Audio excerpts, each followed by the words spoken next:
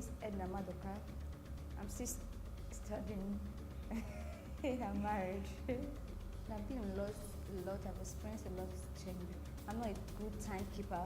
You know, he talks about times during one of his presentations. I said, now that I'm not working out, so I have that spirit. What am I going to do? Why am I rushing in the morning?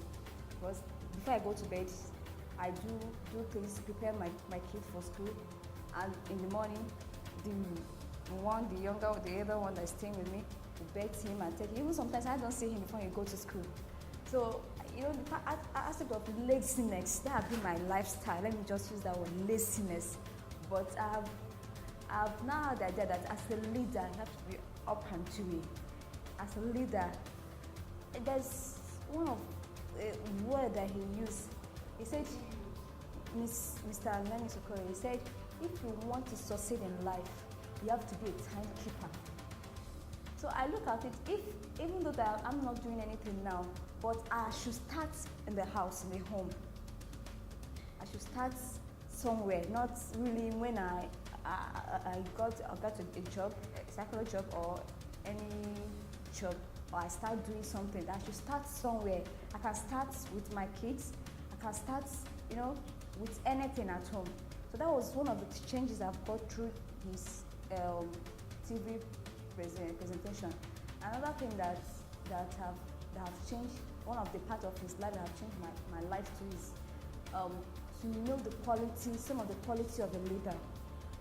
Some of the quality of a leader. Number one, you have to be confident. You have to trust yourself before you can be able to trust another one.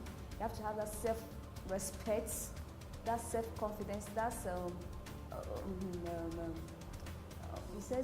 he mentioned self-confidence. He mentioned self-respect, and he mentioned boldness.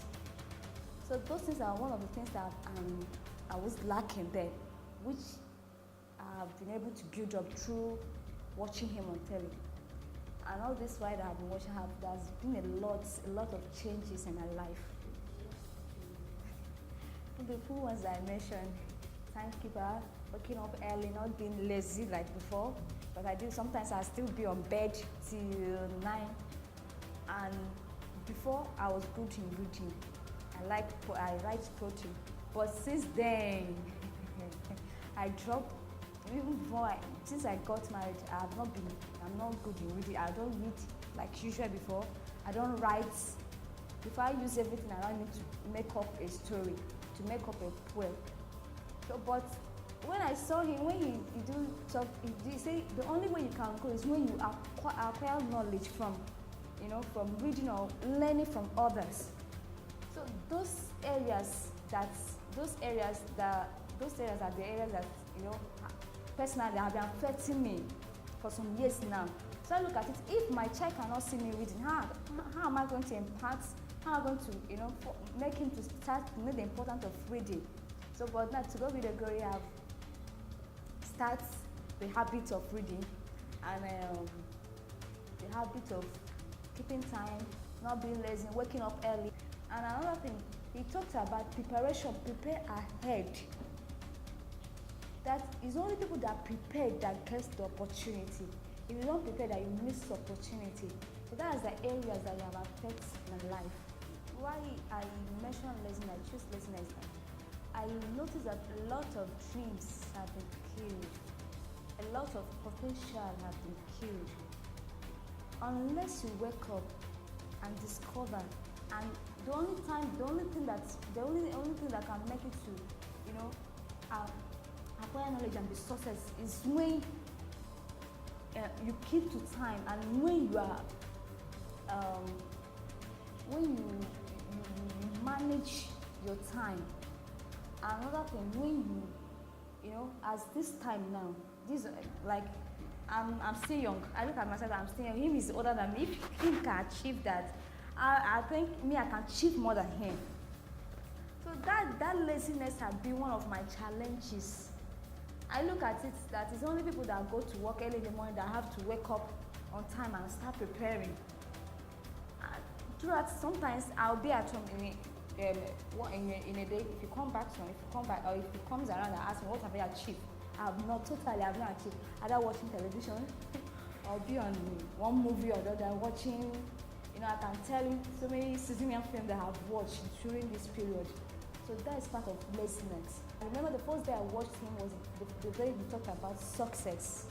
So my husband had to come and come on here. So he called me.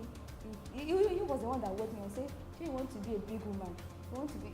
Though he had been trying to, but he didn't want to make it forced. He wanted to make it in a polite way, so that I won't feel hurt. I won't feel that he's being hard on me, or he's being harsh on me. So, but he have seen my plans.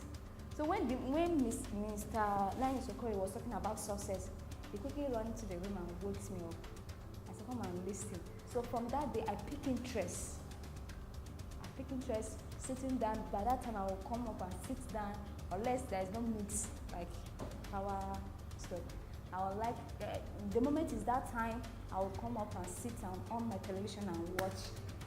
Everybody around me noticed this change. Even when they have been testifying about it. Number one, I don't stay in bed. By 5:30, I will be the first person. I've noticed that it's my responsibility as a mother and as a leader to be the first, to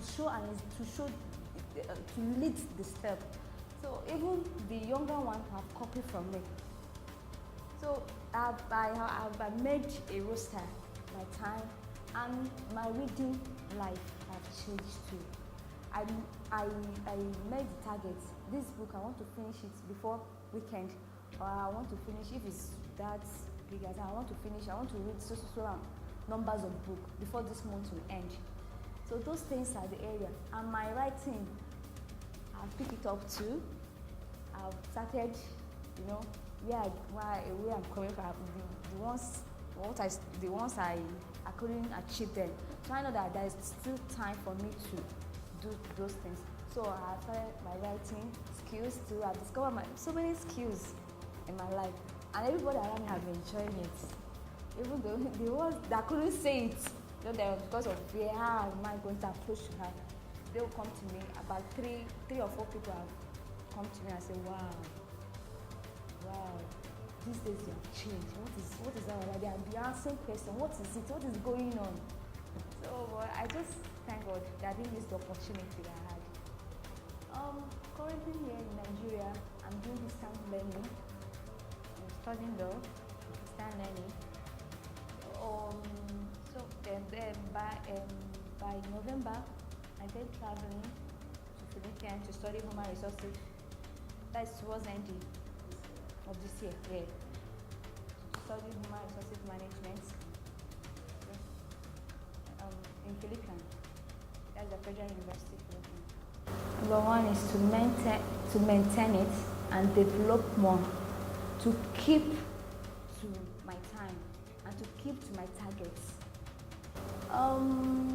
My wish and my plans too is to find a way of becoming membership, so that I'll be keeping in touch, and maybe they will be part of my mentorship, teaching me more about leadership quality.